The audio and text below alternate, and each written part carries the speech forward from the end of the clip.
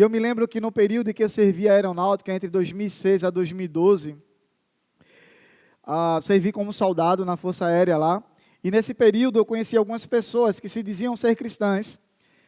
E 3 delas foram muito importantes na minha vida, porque caminharam comigo por um tempo naquele local, em momentos de oração e na pregação da palavra de Deus, do Evangelho, compartilhar dentro daquele ambiente militar lá. 3 amigos, Tiago Fragoso, o Bruno Ademário e o Larré. E aí tem os nomes de guerra dele, né? Que eu, normalmente quando eu for falar sobre eles aqui, eu vou estar falando mais o nome de guerra deles aqui. O Fragoso, Ademário e Larré. No começo nós estávamos juntos, orávamos, falávamos de Jesus e enfrentávamos desafios, porque é um lugar um pouco hostil, pelo menos na época que eu servi. E você não tinha muita liberdade de ter um tempo lá de oração, mesmo tendo uma capela. Rolava cultos lá quando tinha a capela, mas só naquele horário. Se você fosse fazer algo fora daquilo ali, era um desafio muito grande. Então, enfrentávamos desafios naquele local, mas quando as dificuldades começaram a se intensificar, a apertar, 2 desses amigos, Fragoso e Larré, eles decidiram parar. Desistiram de caminhar juntos ali comigo.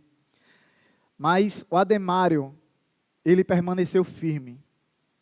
Ele ficou ali comigo em todos os momentos. Eu creio que não é diferente na vida de algum de vocês.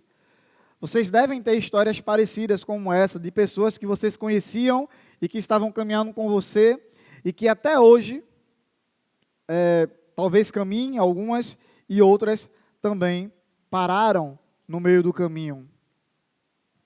Você pode ter esse tipo de pessoas na sua vida, ter tido essa experiência de ter essas pessoas na sua vida. E foi assim também com Paulo. Ele relata sobre algumas dessas pessoas, e é o que a gente vai ver nos versículos 9 a 12. A gente vai ver nomes, vai ver lugares, vai ver tudo isso aí. Ele relata o nome de algumas pessoas aqui. 2 Timóteo capítulo 4, versículo 9 a 12, Paulo escreve dizendo: procura, ele escrevendo a Timóteo, procure vir logo ao meu encontro.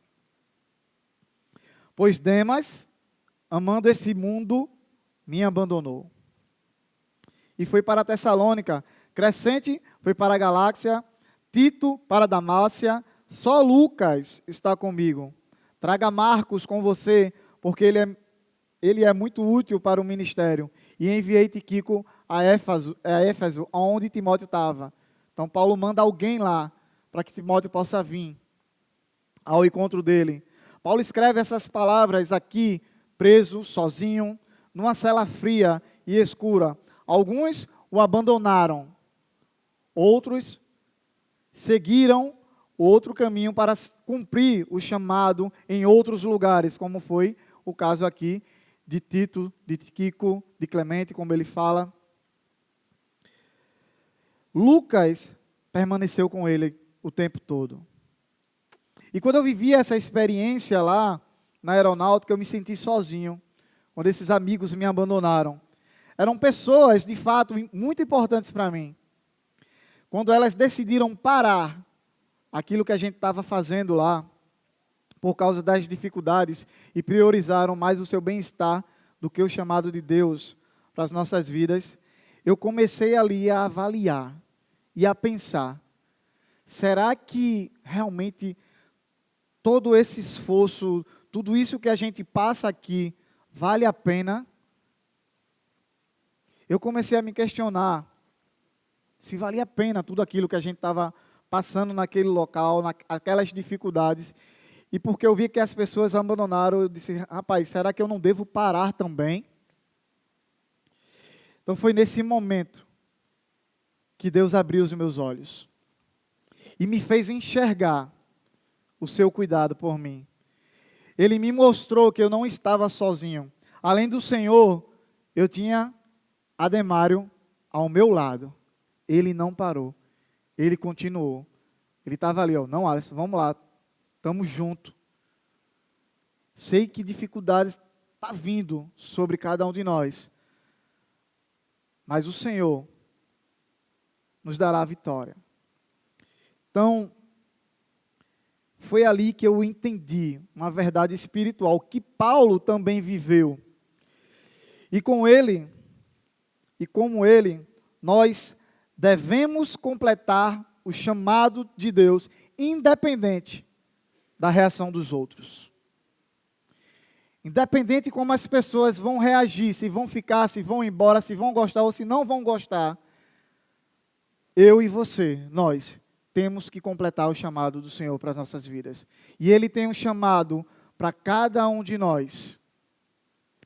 Agora, de que maneira eu posso completar o chamado de Deus, independente da reação das pessoas?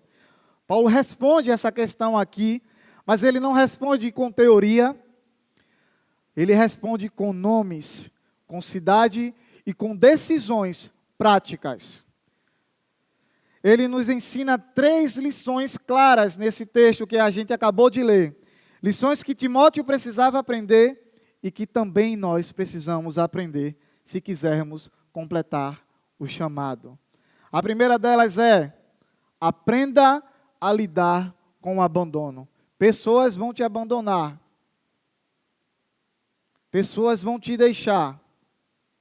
E em 2 Timóteo, Paulo fala isso aqui. 2 Timóteo capítulo 4, versículo 9 e 10, a parte A, ele chama Timóteo: procura vir ao meu encontro, pois Demas me abandonou, amando este presente século, e foi a Tessalônica.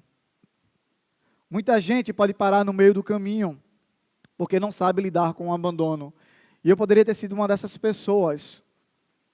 Como eu comecei a me questionar naquele momento. Pessoas desistem do ministério, do chamado de Deus para a sua vida, porque alguém foi embora. E quando Paulo diz, procure vir logo, isso mostra uma urgência e dor. Ele não escreve como um teólogo distante, mas como um homem ferido e preso. Solitário, largado naquela cela. Essa é a segunda prisão de Paulo aí, em Roma. E essa prisão era muito mais dura do que a primeira. Agora ele não está, nesse momento aqui do texto, ele não está em uma casa alugada. Ele está em uma cela fria, aguardando a morte. Mas mesmo assim, ele decidiu completar o chamado de Deus para a sua vida, que é o que o versículo 7 desse capítulo fala. Muitos o deixaram, Demas o abandonou. Agora, quem foi Demas? A gente precisa ver quem foi essa pessoa. Ele foi um dos muitos cooperadores de Paulo no seu ministério. O mesmo aparece em 2 passagens diferentes aqui na Bíblia. Em Colossenses capítulo 4, versículo 14, nós lemos: Lucas, o médico amado, e Demas enviam saudações. E em Filemão também, no versículo 24, ele diz: assim como também Marcos, Aristarco, Demas e Lucas, meus cooperadores. Demas caminhou com Paulo. Ele conhecia a obra, ele conhecia o sofrimento, ele conhecia muito bem o ministério. Ele era um dos cooperadores de Paulo. Ali, isso nos ensina algo muito importante. Proximidade ministerial não garante perseverança espiritual. Não é porque as pessoas estão com você no ministério, que está próxima a você, que vai garantir que tanto você quanto ela persevere espiritualmente. Proximidade ministerial não garante perseverança espiritual. No versículo 10 de 2 Timóteo, capítulo 4, Paulo fala: Demas me abandonou. E aí o apóstolo completa o motivo do abandono de Demas. Ele diz que o motivo é que Demas amou o presente século. Demas não escolheu um pecado escancarado, mas ele escolheu uma vida menos custosa, uma vida mais fácil, uma vida mais segura, uma vida com boas oportunidades e conforto. E isso a cidade de Tessalônica oferecia para as pessoas naquela época. É como se fosse nos Estados Unidos hoje, no Japão, que oferece um pouco mais de conforto para as pessoas hoje, quando você está morando lá, tem emprego, tem segurança. Era Tessalônica naquela época. O problema de Demas aqui não foi uma doutrina errada. Perceba que não é isso que Paulo fala. O problema foi a prioridade errada. Por isso que nem todo mundo que abandona o chamado de Deus para a sua vida, ele rejeita a Cristo. Não necessariamente. Nem todo mundo que abandona o chamado de Deus está rejeitando a Cristo. Alguns abandonam porque amam demais esse mundo, e quando o custo do ministério começa a aparecer, quando o chamado aumenta, o que se demonstra é o amor ao conforto. Ele começa a aparecer. Ele começa a olhar e dizer: eu acho que eu não vou seguir por esse caminho, está muito difícil. Eu prefiro ficar aqui sentado. Eu não quero fazer parte desse ministério, eu prefiro estar aqui sentado, sem fazer nada, parado. Eu acho que não é para mim. E foi isso que aconteceu com Demas aqui. Eu espero que você entenda o que estou dizendo aqui. Não é errado desejar ter conforto, estabilidade ou segurança. O erro aqui está quando essas coisas, conforto, segurança, estabilidade, passam a ocupar o lugar do propósito de Deus para a sua vida. Aí é onde está o erro. Porque eu deixo de lado a vontade de Deus e começo a viver as minhas vontades. Quando o custo do chamado aumenta, o que está no coração tende a aparecer. O que está no meu coração tende a aparecer quando as dificuldades se levantam. 2 homens decidem entrar em um barco para uma viagem. E lembra o barco daquela época, né? Velas, mar. O destino é claro, já foi traçado, a missão foi definida. O capitão avisou: o mar não será calmo o tempo todo. No começo, o vento começa a ajudar aquele barco naquele mar a seguir o seu caminho. O céu aberto, claro, diferente do que está hoje, né? Chuvoso. E o barco avança bem. Mas no meio da travessia, tudo muda. O tempo muda. As ondas aumentam. O frio aperta. A viagem começa a custar. E um dos homens olha para frente e vê o mar revolto ali na frente. E quando ele olha para trás, ele vê as luzes do porto iluminando, um porto seguro e confortável. E ele começa a dizer: eu odeio esse barco. Ele não diz aqui: eu não acredito mais no capitão. Ele só diz: não preciso passar por isso agora. Eu vou voltar. Depois eu continuo. E ele retorna ao porto, seguro, aquecido e protegido. O problema é que o porto nunca foi o destino. O porto era apenas um ponto de partida. Demas fez isso. Ele não traiu a fé com escândalo. Não abandonou por heresia. Ele apenas amou mais o porto do conforto do que o mar da missão. Foi o que Demas fez aqui. Hoje, as pessoas não abandonam o ministério dizendo: eu não acredito mais. Elas abandonam dizendo: hoje não dá. Semana que vem eu volto. Agora eu preciso cuidar de mim. E entenda bem, o problema não é o lazer. Descanso é bíblico. Jesus descansou. O erro está quando o lazer vira prioridade e o chamado vira opção. Aí é onde está o erro. Chamado não é algo que a gente vive quando sobra tempo. Coloque isso na sua cabeça. Não é algo que a gente vive quando sobra tempo. Chamado é aquilo que organiza o nosso tempo. Se você tem chamado, ele vai organizar o seu tempo. Ele vai ser a sua prioridade. Depois que você decide cumprir o chamado, as outras coisas vão fluir naturalmente. Porque quem ama o chamado de verdade não pergunta: isso vai atrapalhar o meu lazer? Não.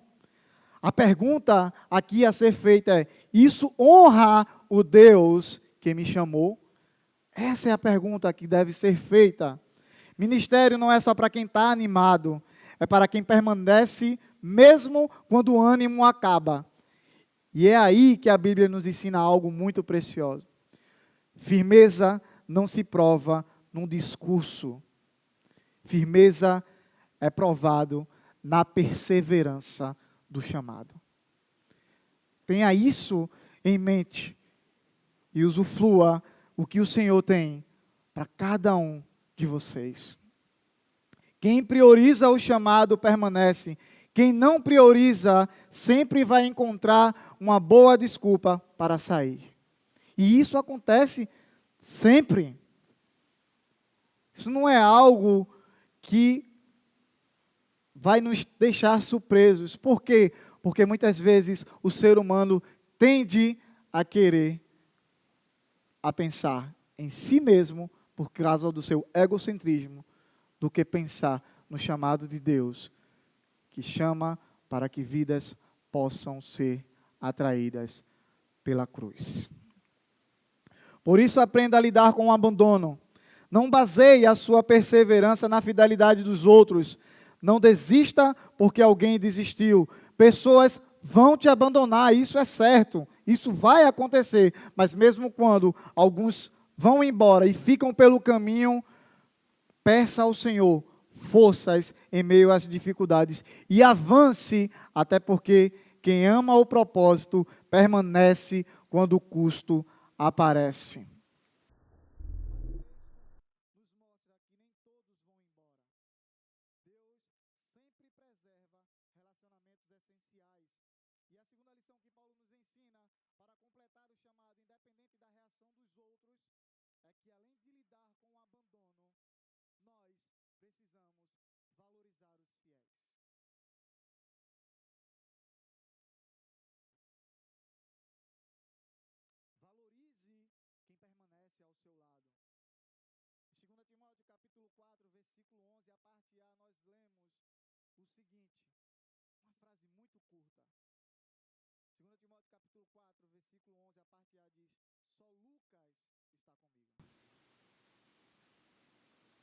É uma frase curta, mas é uma frase carregada de gratidão e amor por um colaborador que permaneceu fiel até o fim. Lucas não era um grande pregador, ele não era um apóstolo famoso, ele era um médico, um cuidador, um homem constante. Ele esteve com Paulo nos bastidores dos momentos difíceis, quando quase ninguém mais estava por perto. Paulo menciona Lucas 3 vezes em suas cartas. Em Colossenses ele chama de o médico amado. Em Filemão, ele inclui Lucas em seus colaboradores, entre um dos seus colaboradores. E aqui em 2 Timóteo, Paulo diz algo profundo: só Lucas está comigo. Só ele não me abandonou. Eu estou aqui nessa cela fria, solitário, largado, mas um colaborador permaneceu fiel ao meu lado. Lucas foi muito mais do que um simples companheiro de viagem de Paulo. Ele foi, ao que tudo indica, um médico pessoal e também o historiador da igreja primitiva. Provavelmente, ele cuidou da saúde de Paulo durante as viagens missionárias, especialmente depois de tantas lutas, apredejamentos, naufrágios, açoites e prisões. Lucas foi fiel, esteve ao lado de Paulo em todos esses momentos. Embora o nome dele não apareça diretamente no livro de Atos, a gente sabe que foi ele que escreveu Atos. Ele é o autor do livro de Atos. Sabemos que ele acompanhou Paulo por meio das chamadas sessões de nós. Trechos em que um relato começa a mudar de eles foram para nós fomos. Veja o que diz lá em Atos, capítulo 16, versículo 10 a 13. Atos 16, 10 a 13. Ele diz o seguinte: depois que Paulo teve essa visão, preparamo-nos imediatamente para partir para a Macedônia, concluindo que Deus nos tinha chamado para lhes pregar o Evangelho. Partindo de Troade, navegamos diretamente para Samotrácia. E no dia seguinte, Neápolis. Dali, partimos. E aí, você vai fazer aquela velha pergunta, né? Se você estudou português. Partimos, quem partiu? Nós, sujeito oculto. Então, Lucas estava se incluindo ali. Para Filipos, na Macedônia, que é a colônia romana e a principal cidade daquele destino. Ali, nós ficamos vários dias. No sábado, saímos da cidade e fomos para a beira do rio, onde esperávamos encontrar um lugar de oração. Sentamo-nos e começamos a conversar com as mulheres que se havia reunido ali. Observe bem todos esses verbos.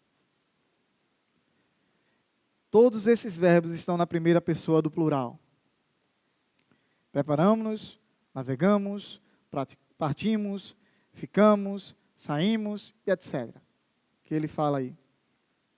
Isso mostra claramente que Lucas estava ali, caminhando com Paulo, perto, junto, permanecendo fiel até o fim da vida do apóstolo em Roma. Paulo valorizava profundamente os seus colaboradores fiéis. E é isso que nós devemos fazer, valorizar os fiéis. Aquelas pessoas que estão ao nosso lado o tempo todo, nos apoiando, nos ajudando, indo com a gente, cumprindo com a gente o chamado de Deus para nossas vidas. Se apegue a essas pessoas. São elas que vai estar com você o tempo todo. Ele valorizava seus colaboradores fiéis, por isso fazia questão de mencionar os seus nomes. Paulo relata muitos nomes em suas cartas. Ele fala sobre Priscila, sobre Áquila, ele fala da avó de Timóteo, ele fala da mãe de Timóteo. Ele sai trazendo os nomes dos seus colaboradores. Diferente de Demas, que abandonou por amar o mundo presente. Crescente, Tito e Tiquico também se afastaram, mas com um propósito a cumprir o chamado de Deus. Mesmo em meio às dificuldades, mesmo quando os outros reagiram de forma diferente, eles foram lá cumprir esse chamado. Enquanto os muitos saíram, Lucas permaneceu. A verdade é que Deus nunca nos deixa completamente sozinhos, mas nem sempre Ele nos cerca de multidões. Nem sempre você vai viver rodeado de pessoas, mas Deus sempre vai manter fiéis ao seu lado, para que você, junto com Ele, possa cumprir, completar esse chamado. Às vezes Ele nos sustenta com uma única pessoa fiel, como foi o meu amigo Ademário. Permaneceu fiel comigo, me fez continuar a caminhar naquele propósito, naquele chamado de Deus, para a gente naquele local. Ele me ajudou, independente da reação dos outros dois que foram embora.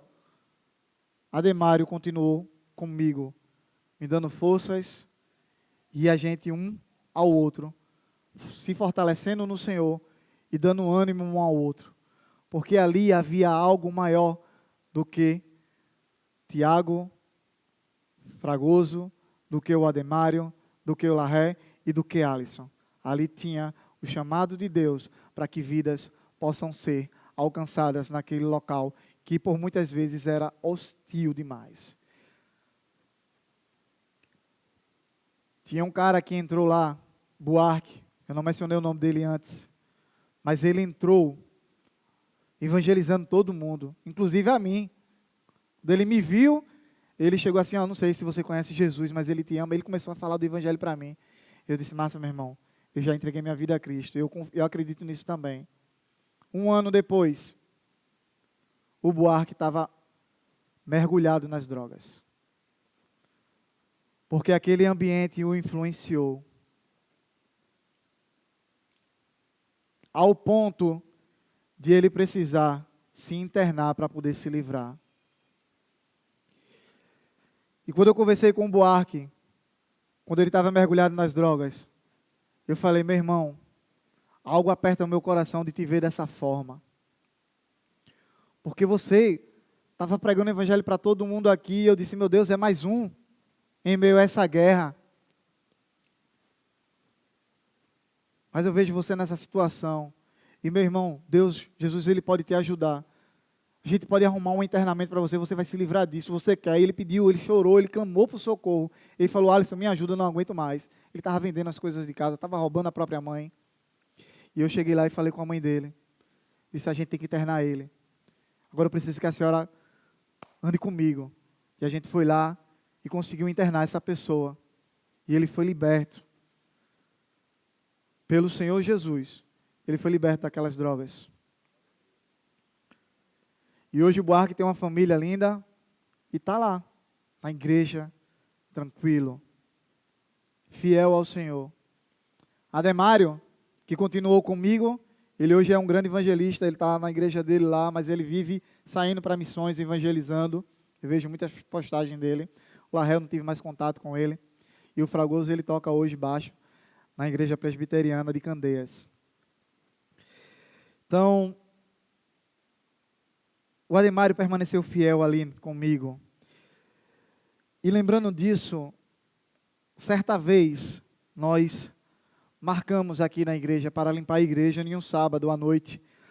Eu fazia parte do grupo de louvor e antigamente quem fazia isso era o grupo de louvor. Hoje a gente tem uma pessoa específica para isso. Graças a Deus a igreja consegue manter esse colaborador aqui para estar fazendo isso. E eu, como era também, antigamente, o domingo de manhã era o culto, a gente vinha e ensaiava no domingo de manhã e ficava para o culto, mas à noite, no sábado, a gente marcava para limpar, para poder receber os irmãos. Naquele sábado eu vim e comecei a fazer a limpeza sozinha, esperando as pessoas, o restante do pessoal chegar para fazer a limpeza. Mas sabe o que foi que aconteceu? Ninguém veio. E eu fiquei sozinho mais uma vez. Eu disse, Senhor, mais uma vez só. E aí apareceu um irmão muito importante para mim também, na minha vida, que é o Edilson. Ele faz parte da igreja de Boa Viagem hoje. Ele veio aqui para pegar alguma coisa comigo. Eu falei, eu estou na igreja. Ele veio aqui, quando ele me viu, ele, tá fazendo o quê, bicho? Está limpando a igreja? É. Tá sozinho? Eu disse, estou, velho. Tá aí o Senhor aqui. Prontamente, Edilson foi lá e me ajudou. Ele falou, não, vou te ajudar. E me ajudou a limpar aqui. E a igreja é isso. A igreja é como uma família. Talvez nem todos os parentes caminhem com você, mas sempre existe alguém que ora, alguém que permanece, alguém que segura a sua mão. E foi isso que Edilson fez.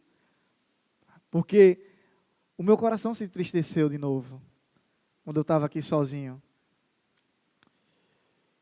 E foi barra, porque você espera, né? Ter colaboradores ao seu lado e as pessoas, não, a gente vai, e quando você chega lá e não tem ninguém andando com você. Mas o Senhor sempre traz pessoas fiéis para estar ao nosso lado. Por isso, valorize quem ficou. É extremamente importante honrar aqueles que têm renunciado a esse mundo presente e vivido pelo chamado. Mesmo quando tudo parece estar desmoronando, pare de focar em pessoas que foram embora. Agradeça a Deus por quem permanece. Seja você também alguém constante no ministério, na vida das pessoas. Seja alguém que é impactado pela palavra de Deus para impactar outras vidas. Tanto aqui nesse ambiente, como em qualquer outro lugar que você vá. Seja um objeto de transformação. Avante, não pare, tenha em mente que a fidelidade silenciosa sustenta caminhadas longas. A fidelidade silenciosa sustenta caminhadas longas. Agora, Paulo não vive apenas de quem ficou. Ele também acredita que Deus restaura quem um dia falhou. Por isso, para completar o chamado, independente da reação dos outros, além de lidar com o abandono e valorizar os fiéis, Paulo nos ensina a terceira lição aqui, que é: reintegre os restaurados. Pessoas vão ser restauradas no meio do caminho e é necessário que vocês a puxem de volta. Creia que Deus ainda restaura pessoas para o chamado do ministério. E em 2 Timóteo capítulo 4, versículo 11, a parte B do versículo vai dizer, aqui Paulo falando ao seu amado filho na fé, ele diz: Timóteo, toma contigo Marcos, porque me é útil para o ministério. Alguém que em outro momento era inútil, hoje é útil. Observe pessoas que antes foi assim e que agora está sendo restaurado pelo Senhor, para que você possa reintegrar ele. Mas por que Paulo disse isso a Timóteo aqui? Para responder essa pergunta, precisamos conhecer um pouco quem foi Marcos. Quem foi essa pessoa? Conhecido como João Marcos, esse jovem era o sobrinho de Barnabé, um dos grandes cooperadores de Paulo no início do ministério. Marcos foi mais um que deixou o apóstolo em um momento crítico. Em Atos capítulo 13, versículo 13, nos mostra isso com clareza. Diz assim o texto da palavra de Deus: de Pafos, Paulo e seus companheiros navegaram para Perge. Na Panfilha, João Marcos, os deixou ali e voltou para Jerusalém. Mais um que abandona o barco no meio do caminho. Agora, observe que essa atitude revela imaturidade, não rebeldia declarada. Marcos não abandonou Paulo por uma oposição ao ministério, mas por falta de preparo para a fase em que Deus havia o colocado. A viagem missionária avança para um território mais difícil, a liderança passa de Barnabé para Paulo, e o ministério começa a exigir mais do que Marcos estava pronto para entregar naquele momento. Veja que Lucas aqui no registro, ele não julga Marcos, ele só relata os fatos que está acontecendo aqui. Mas Paulo interpreta essa atitude de Marcos como deserção ministerial. E isso fica bem claro quando a gente avança para o capítulo 15 de Atos, os versículos 37 a 39. Ele vai lá falar: Barnabé queria levar João, também chamado Marcos, mas Paulo não achava prudente levá-lo, pois ele fez o quê? Abandonou-os na Panfilha, não permanecendo com eles no trabalho. Então ali tiveram um desentendimento tão sério que se separaram. Barnabé decidiu levar consigo Marcos e navegou para Chipre. A atitude imatura de Marcos contribuiu para a separação entre Paulo e Barnabé. Porque Paulo tinha algo muito claro no coração. Ele sabia que o chamado exige perseverança, não apenas disposição inicial. É engraçado que a gente tem essa disposição, né? Quando a gente se converte, é uma disposição, é o primeiro amor. A gente quer fazer tudo. A gente quer estar em todos os ministérios da igreja. Mas o chamado exige perseverança, não apenas disposição inicial. E nesse texto, nos ensina que boa intenção não substitui a maturidade espiritual. E também nos mostra que nem todo afastamento é apostasia. Às vezes, a imaturidade é revelada pela pressão. Só isso. Pela pressão das coisas que estão acontecendo ali. O problema de Marcos não foi reconhecer os seus limites, mas não buscar crescimento espiritual naquele momento. Esse foi o grande problema dele. Quando o custo do ministério aumenta, o que se revela é onde o nosso coração está. No chamado de Deus ou no próprio bem-estar. Naquele momento, Marcos decidiu viver o seu próprio bem-estar. Na caminhada com Cristo, as dificuldades não criam problema. Elas apenas revelam o que priorizamos. O cristão só completa o chamado, independente da reação dos outros, quando está disposto ao preparo, porque entende que o chamado sem preparo gera desistência. Mas o preparo com graça gera restauração. Paulo confirma isso nessa carta, quando chama Marcos de volta e diz: ele me é útil. Isso mostra crescimento, maturidade e restauração na vida de Marcos. A grande verdade é essa: Deus não cancela pessoas por causa de um capítulo ruim. Quem falhou pode amadurecer, pode aprender e pode voltar a ser útil. É como alguém que quebra o braço. Quando alguém quebra o braço, a dor é real. E eu posso falar isso com propriedade, porque eu era uma criança muito quieta, um adolescente muito quieto, não fazia nada, apenas quebrei o braço 6 vezes. Então, eu posso falar isso com propriedade. Mas sabe qual é o pior? O pior não é a dor. O pior é quando o osso sara torto. No meu caso, não foi porque eu quis que o osso sarasse torto. Talvez algum médico não soube fazer um bom trabalho aqui. Mas o meu braço esquerdo é troncho. Também, 6 vezes no mesmo lugar, praticamente, não tem como não ficar, né? E sabe por que isso acontece? Porque a pessoa tenta seguir a vida sem passar pelo processo certo. Ela até melhora um pouco, mas melhora errado. A mão volta a mexer, porém com limitação. Assim, só um detalhe. Além de quebrar o braço, né, 6 vezes, eu lesionei o meu punho sério. Meu joelho é ruim também. Para resumir, se arrancasse meu lado esquerdo, eu viveria muito bem, porque tudo do lado esquerdo não presta. É joelho, é tornozelo, é cotovelo, é punho. Então é tudo lascado. Mas o que vai revelar, a mão volta a mexer, porém com limitação, fraqueza e dor crônica. Restauração de verdade é diferente disso. O médico primeiro recoloca o osso no lugar. E dói, viu? Isso dói. Dói demais. Mas do que deixar como está. Porque mexe no que está fora do eixo para poder colocar no lugar. E depois ele coloca o gesso. Aí, naquele momento que coloca o gesso, o que acontece com a gente? Perde a mobilidade por um tempo, usando tipoia.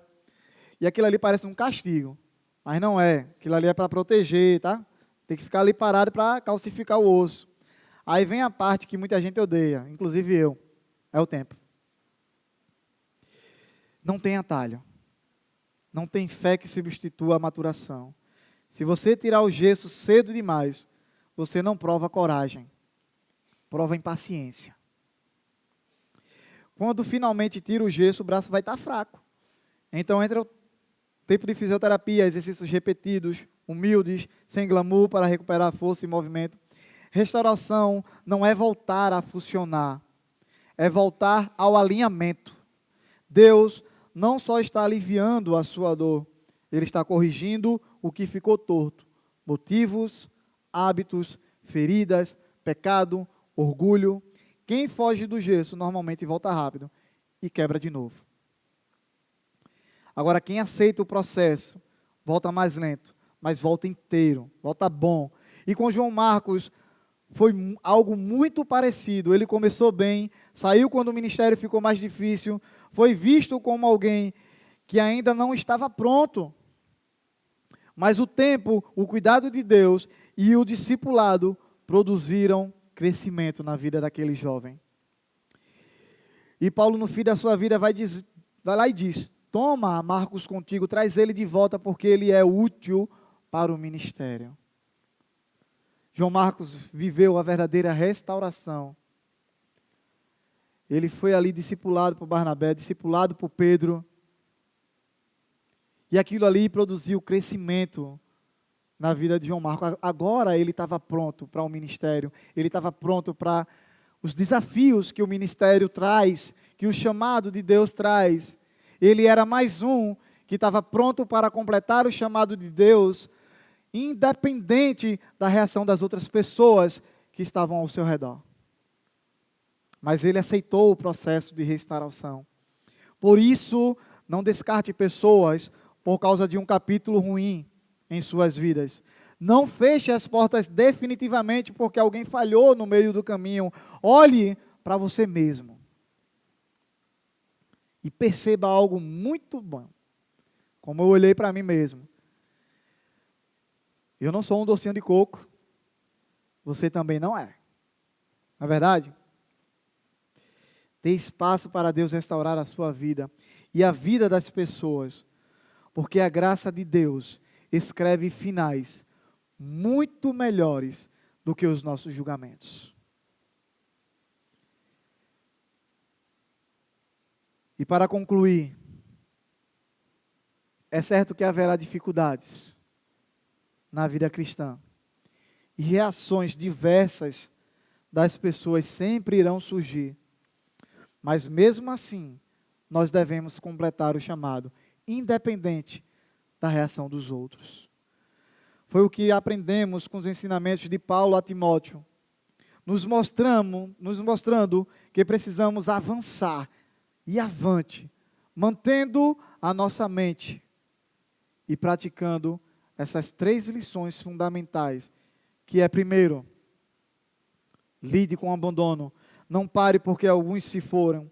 Quem ama o propósito permanece mesmo quando o caminho fica difícil. Segundo, valorize os fiéis. Ainda existem pessoas fiéis. Por isso, honre quem permanece ao seu lado. Reconheça essas pessoas, porque elas estarão sempre ao seu lado nos momentos difíceis. E por último, reintegre os restaurados. Tenha sempre em mente que Deus não cancela pessoas. Ele trabalha nelas com paciência e graça até que estejam prontas. Não foque nas dificuldades. Olhe para Cristo. Continue caminhando, não pare, vá adiante, avance. Mesmo quando alguém desistir ou te abandonar, continue prosseguindo para o alvo. Não pare. Agradeça a Deus pelas pessoas que permaneceram e quantas aquelas que falharam, não, mas estão buscando ali crescer. Não feche a porta para elas. E se esse alguém foi você, não se condenem. Recomece com humildade, com preparo e com graça, para si mesmo e para os outros. Tenho certeza que o Senhor vai fazer algo maravilhoso na vida de cada um de nós, contanto que possamos estar dispostos a aprender com a sua palavra e a praticá-la todos os dias. Por isso eu desafio você nessa semana, começando de hoje, a pensar em uma pessoa que você sabe que parou no meio do caminho, que talvez te abandonou, ou se você foi até essa pessoa que parou no meio do caminho, que abandonou o chamado, entre em contato com essa pessoa ou busque ajuda se for você. Restaure esse contato. Quem sabe se você estava fazendo um discipulado com alguém, retorne onde vocês pararam. Volte e faça esse discipulado de novo.